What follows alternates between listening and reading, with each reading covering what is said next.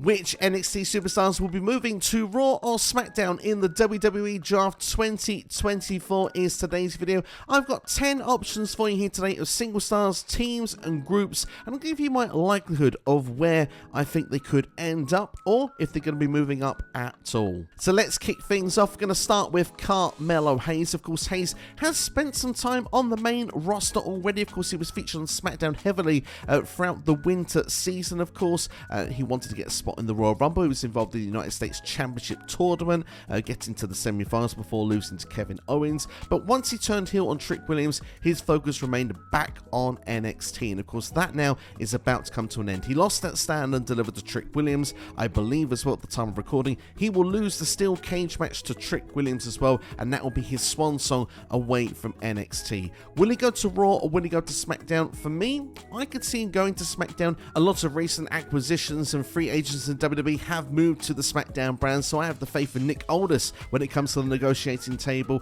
But when it comes to storylines, I think the mid-card on SmackDown probably is lacking depth, and I think Carmelo could fill that void perfectly. I think he could play the face or the heel role amazingly well. Also, just think as well, like the matches, if he's a heel against Randy Orton, Kevin Owens, Cody Rhodes, there's so much potential for him on SmackDown, including as well the likes against Rey Mysterio. So for me, I think this is a shoe-in to happen. I think it'll be the SmackDown, but if he goes to Raw, I think he would succeed. Second on the list is Ilia Dragonov. Ilia Dragonov is the current NXT champion at the time of recording. However, he will be defending that championship at Spring Breaking against Trick Williams. And if Trick Williams loses, well, he has to leave NXT. We'll be going on to that topic a bit more a bit later in this video. But I have a feeling, early prediction, that Ilia Dragonov could be the one that's dropping the championship and he could be the one leaving NXT. He has made himself available to the draft according to when he was making his appearance on Monday Night Raw. That was said on commentary. He was featured on the Raw after WrestleMania. So I think Ilia Dragunov could be destined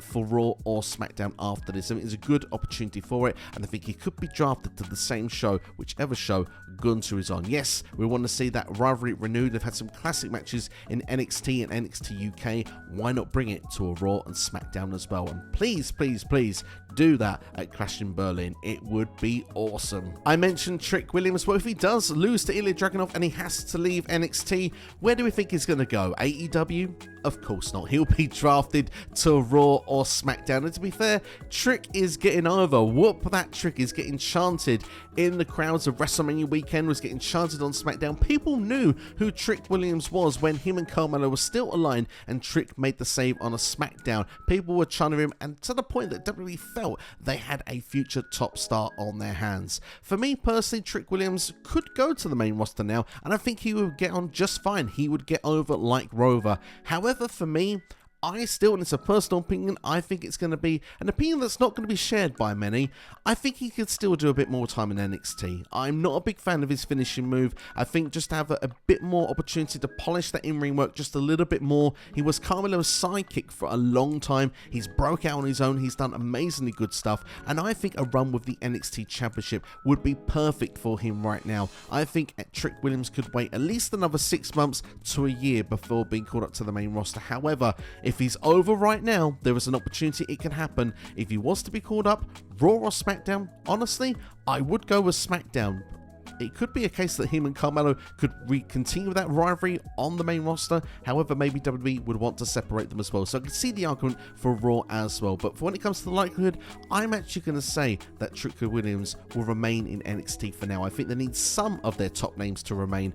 Otherwise, you could say that the brand will be completely gutted. A former NXT Women's Champion, Lyra Valkir, is my next one on the list. I think she is ready for a Raw or a SmackDown. She had a great 6-month run as NXT Women's Champion. She's fantastic in ring, has been since NXT UK, I may add, and she was the one that took the NXT Championship off of Becky Lynch. If that's not endorsement, I don't know what is. I think that she could potentially go to the same brand as Becky Lynch as well, if and when Becky does return to WWE television. I suspect Becky would remain on Raw, so I would put Lyra Valkyria on Monday Night Raw. A 3-hour show as well, it has more chance to get more exposure, and for me, I think Lyra would be a fantastic acquisition position for the Raw brand. She is one of the best women currently in NXT, alongside Roxan Perez, who of course is another person who featured on the Raw after Mania, just like Ilia Dragonov, and she is the current NXT Women's Champion. She has made herself available, saying that she's too good for NXT now, available for Raw and SmackDown in the draft. I'm assuming she will be picked up by one of them. However, I don't think she'll be vacating the championship like she's insisting she's done on the other previous time she's been a champion in NXT. I think she'll be losing that title on the way out of the door. If I had to predict right now which show I think she would be on, she has appeared on Raw, and in the past she has appeared on SmackDown. I would say Monday Night Raw, just because it's more TV time, but at the same time, she would succeed, I think, in either show. In my opinion, she's got a very bright future ahead. My sixth option is someone who's been on Raw and SmackDown in the past, so a return to these shows. I'm talking about Baron Corbin. You may have noticed I've not mentioned Bron Breakker on this video so far. That's because he's already signed to SmackDown, and I think Baron Corbin should join him. The Wolf Dogs should be up there. They've now dropped the NXT Tag Team Championships. I've enjoyed their time together as a duo. I think it's a perfect way to introduce Bron Breakker now to the mainstream audience. Yes, he's a great singles wrestler, but I think with the chemistry with Baron, what they've got together, it's going to do both of them great favors. They could be Tag Team Champions throughout a period of this next calendar year on the main roster in WWE, and then when the time is right, you can break them apart, and Bron Breakker could be the top single star that you expect, and Baron Corbin potentially will have enough going on about him that he won't get lost in the shuffle on Raw or SmackDown either. For me, as I said, I think I'd have him on SmackDown with Bron Breakker. I think it makes the most sense, and it's something I really hope to see happen. Someone else who's not a stranger to being on Raw or SmackDown in the past, but dropping back to NXT, is Daack. He's been having killer matches in WWE. Some of my favourite matches in NXT featured Daack, including Stand and Deliver. The triple threat match with Josh Briggs and Obafemi was incredible. Definitely my favourite on that show. Daack is ready for a call up back to Raw or SmackDown, in my opinion, and well, his contract is due to expire at some point in 2024 if they want him to sign on the dotted line and, well, stay with WWE. I think perhaps a push on a Raw or a SmackDown just might be the thing to tempt him to stick around, because like I say, he's doing fantastic work at the minute, and I wouldn't mind seeing it on one of WWE's weekly flagship shows of Raw or SmackDown moving forward. If I had to predict one, I would go with Monday Night Raw. My next selection is none other than Gigi Dolan. Once a part of Toxic Attraction, has been on her own for the last year or so, has been appearing many times on WWE main events, so that's usually a bit of a tease. You start there, and then perhaps if it all works out, you get called up to a Raw or a SmackDown, and the fact that Dolan has appeared there so many times, I think means she will be getting that call up. She has had a bit of a nonsense storyline going in NXT with Ariana Grace recently, and I think we can eliminate that by just calling her up to a Raw or a SmackDown. For me, if I had to predict, because it's just a bit of fun to be a part of this, I will say SmackDown. She has appeared on SmackDown in the past when she was teaming with JC Jane. I wouldn't be against them actually reuniting as a team on the main roster either, by the way, but I think Gigi Dolan at the moment would be the one that would definitely get the call up of the two. Moving on to a faction next now, Gallas, I think, could be ready for that call-up because, well, Clash of the Castle was going to be in Scotland. What a great way to bring them up and immediately introduce them to the WWE worldwide audience and then have a show in Scotland. Kind of makes a lot of sense, doesn't it? At the same time as well, Gallas were the people that were training alongside Dwayne "The Rock" Johnson. When Dwayne was getting ready to get back in the ring for that big tag team match at WrestleMania, he was sparring with Gallas. That's right, Joe Coffey, Mark Coffey, and Wolfgang. So for me, I think perhaps as a reward, perhaps a call up to a Raw or SmackDown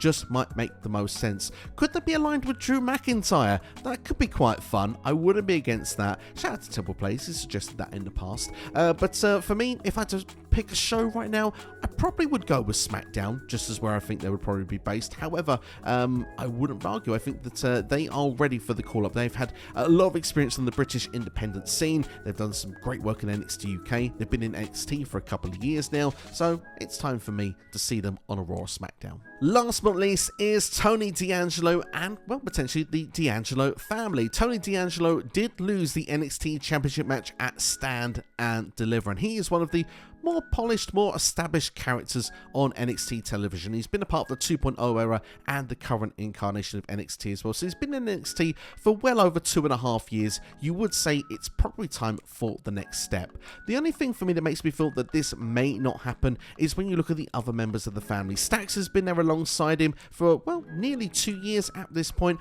I would say he is ready for the next step as well. However, when you look at the other members, they've only just joined in recent times, and I'm not quite sure they are ready for the next level in WWE. So unless Tony and Stacks leave them behind, which would be a strange move since we've just added 2 new members to the family, I would say it's probably more likely Tony DAngelo remains in NXT. And like I said earlier on in this video, you're going to need some of their top stars to stick around a little bit. Otherwise, NXT is going to feel gutted at this point. Tony DAngelo versus Trick Williams could be one of the hot feuds that could go on into the summer, for example. And, well, having newly fresh members into the group as well is why bonus option Chase U are not going to be considered for a call-up in my opinion either, because you could say Andre Chase is ready for the next level along with Duke Hudson. They have been doing all their stuff since NXT 2.0 as well. I think they've done all they can do in NXT, if I'm being brutally honest. I think even despite Thea Hale's age, she would be an asset to that group as well on the main roster.